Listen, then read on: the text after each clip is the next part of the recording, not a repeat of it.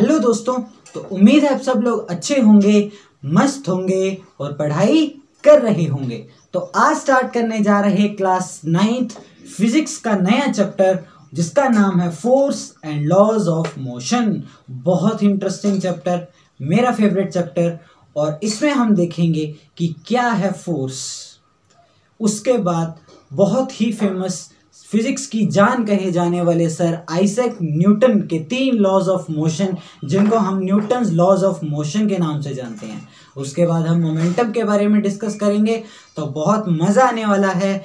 तो निकाल लीजिए अपनी पेन और नोटबुक, यूट्यूब की स्क्रीन को फुल स्क्रीन में डाल दीजिए और चलो स्टार्ट करते हैं इस कहानी को। पिछले चैप्टर में आपने पढ़ा कि मोशन क्या है, रेस्ट क्या है, डिस्टेंस क्या है, डिस्प्लेसमेंट क्या है, वेलोसिटी क्या है, एक्सेलरेशन क्या है।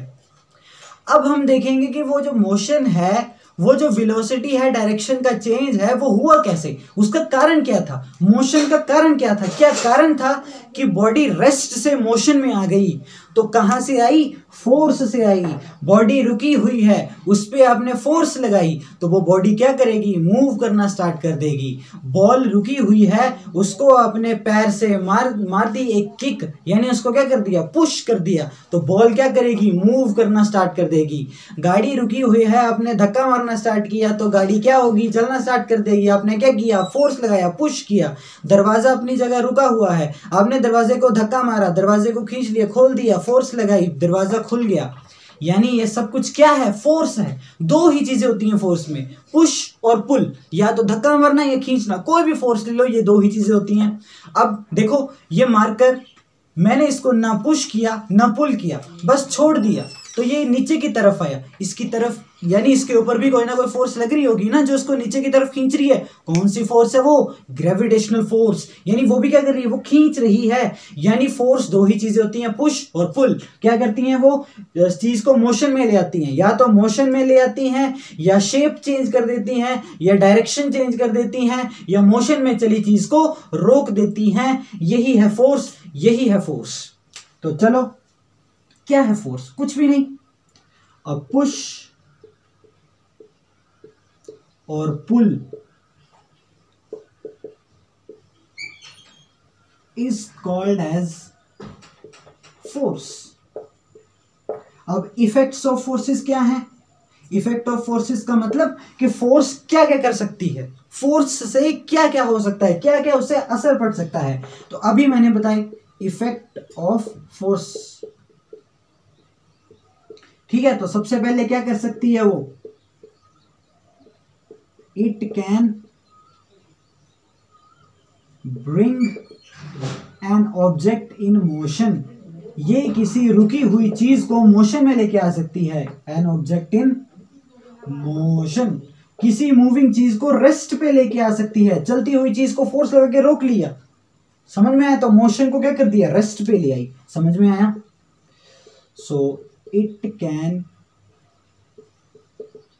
bring a moving object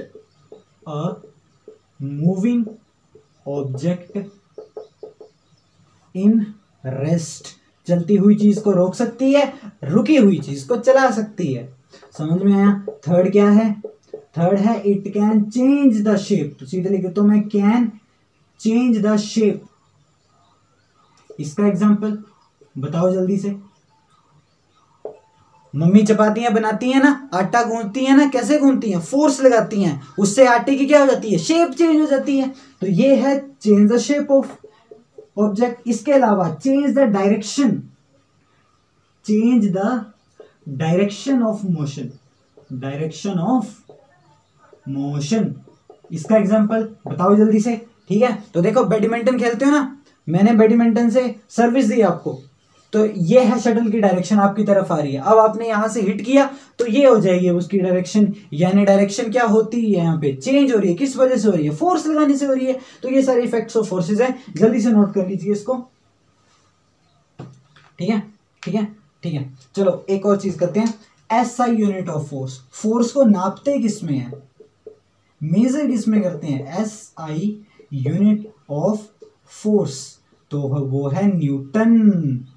Newton के नाम पे ही फोर्स का यूनिट है। कितनी फोर्स लगी? 5 Newton, 10 Newton, 20 Newton, 15 Newton, 25 Newton, यानी न्यूटन में नापते हैं फोर्स को। जैसे वेट को नापते हैं किलोग्राम में, लेंथ को नापते हैं मीटर में, फोर्स को नापते हैं न्यूटन में। समझ में आया? तो न्यूटन सर तो फिजिक्स की जान है। देख लो प्रूफ, फोर्स का यूनिट ही उनके नाम पे है। हो गया ये। अभी तो लॉज ऑफ मोशन करवाऊंगा तो मजा ही आ जाएगा। ठीक है, तो देखते रहिए, मेक इट इजी देखते रहिए और बना दीजिए फिजिक्स को बहुत इजी। चलो अब देखते हैं, यहां पे रखा है कोई बॉक्स। ठीक है, अब यहां से मैंने लगाई 10 न्यूटन फोर्स, तो क्या ये बॉक्स यहां पे मूव करेगा? हाँ, मैंने मान लिया हल्का ही बॉक्स था, मैंने 10 न्यूटन फोर्स लगाई और ये इस साइड को मूव करेगा, क्योंकि इसके तरफ इसके ऊपर एक ही फोर्स लग रही है, ये वाली। हालांकि फ्रिक्शनल फोर्स भी होती है, वो मैं करवाऊंगा अभी थोड़ी देर में। देखो फिलहाल आप मान लो कि एक फोर्स लग रही है इसके ऊपर, तो ये क्या करेगा? मूव करना स्टार्ट करेगा इसकी तरफ। अब मान लिया यहां से आप आ गए और आपने भी अपनी थोड़ी सी फोर्स लगा दी 5 न्यूटन। आप थोड़े कमजोर हो मेरे से ना, तो इसलिए आपने 5 न्यूटन की फोर्स लगाई, तो क्या हुआ? देखो अब ये बॉडी इसी तरफ मूव करेगी, लेकिन कम मूव करेगी, क्योंकि मेरी फोर्स को आप खराब कर दे रहे हो। मैंने 10 न्यूटन लगाई, लेकिन 5 न्यूटन आपने इस तरफ लगा दी। तो अब क्या होगा? ये फोर्सेस की डायरेक्शन क्या है? अपोजिट है। अपोजिट डायरेक्शन में फोर्सेस माइनस हो जाती हैं। तो यहाँ पे टोटल फोर्स कितनी लगेगी? 10 - 5, यानी 5 न्यूटन फोर्स ही बची मेरी, जो मैंने 10 लगाई थी, क्योंकि 5 आपने खराब कर दी। समझ में आया? अब यहीं पे आप ऐसे करके फोर्स लगा देते हो मेरे साथ। 10 न्यूटन मैं लगा रहा हूँ, 5 न्यूटन आप, तो और ज्यादा आगे की तरफ मूव करता नहीं है।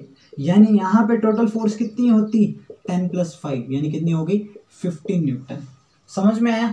तो ऐसे तो फोर्सेस हम कैलकुलेट कर सकते हैं नेट फोर्स डायरेक्शन के ऊपर। अपोजिट डायरेक्शन होगी तो हम फोर्सेस माइनस हो जाएंगी, सेम डायरेक्शन में फोर्सेस लगेंगी तो फोर्सेस प्लस हो जाएंगी। ये ध्यान में रखना, ठीक है? तो देखो, अब देखो असली चीज। अब देखो यहां पे टोटल फोर्स कितनी है? 10 - 5 न्यूटन। जितनी लगाई थी उससे कम हो गई, लेकिन फिर भी कुछ ना कुछ फोर्स तो है ना, मूव तो करेगी ना, मूवमेंट तो होगी ना, यहाँ पे मूवमेंट तो होगी ना। किस तरफ को होगी? इस तरफ होगी, 5 न्यूटन फोर्स की वजह से। अब यहाँ पे आ जाओ, मैंने लगाई 10 न्यूटन फोर्स और मैंने आपको कमजोर बोला था अभी थोड़ी देर में, तो आपको गुस्सा आ गया, आपने और ज्यादा जोर लगा दिया और आपकी फोर्स पे कितनी हो गई? 10 न्यूटन। अब यहाँ से मैं 10 लगा रहा हूँ, आप 10 की 10 वहां से खराब कर दे रहे हो, यानी ये बॉडी मूव कर पाएगी? नहीं कर पाएगी, क्योंकि यहाँ पे टोटल फोर्स, जरा दिमाग लगाओ, कितनी होगी? 10 में से 10 गई, 0 न्यूटन।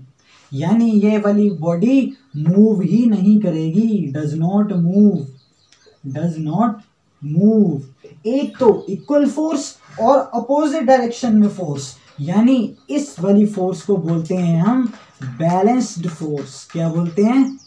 Balanced force. समझ में आया? और इसको बोलते हैं अनबैलेंस्ड फोर्स। Unbalanced force.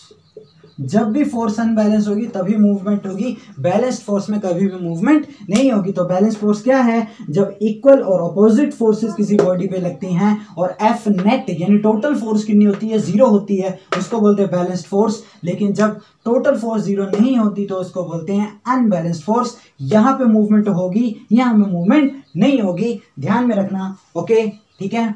अब देखो, एक जल्दी से मैं कुछ बताता हूँ आपको।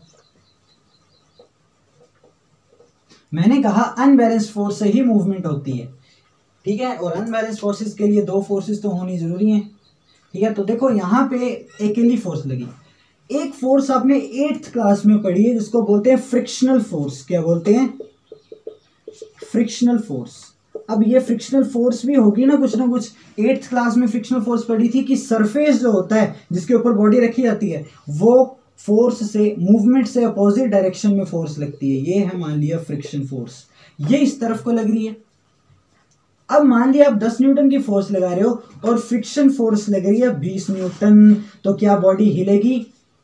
सॉरी, आप मूव कर पाओगे उसको? नहीं कर पाओगे। आपको ये फोर्स लेके आनी पड़ेगी 30 न्यूटन, तभी वो बॉडी आगे की तरफ क्या करेगी, मूव करेगी। ये चीज ध्यान में रखना, फ्रिक्शन फोर्स भी होती है। अब देखो, अगर आप ऐसे बॉल लो और इसको ऐसे धक्का मार दो, सीधा रोड है मान लिया, कोई मोड़ नहीं है बीच में, ठीक है, कोई कुछ टकराने को भी नहीं है, इसको आपने धक्का मारा तो क्या ये बॉल चलती जाएगी, चलती जाएगी, चलती जाएगी, कभी रुकेगी नहीं, रुकेगी ना। क्यों रुकेगी? क्योंकि एक फ्रिक्शन फोर्स है जो कि इसको पीछे की तरफ क्या कर रही है, धक्का मार रही है, यानी आगे की तरफ जा रही है। तो इसके मोशन को कम कौन कर रहा है, फ्रिक्शन फोर्स कम कर रही है, यानी कभी ना कभी आके ये बॉल आगे क्या हो जाएगी, रुक जाएगी। मतलब ये फ्रिक्शन फोर्स नहीं होती तो ये बॉडी हमेशा चलती रहती, कभी रुकती ही नहीं।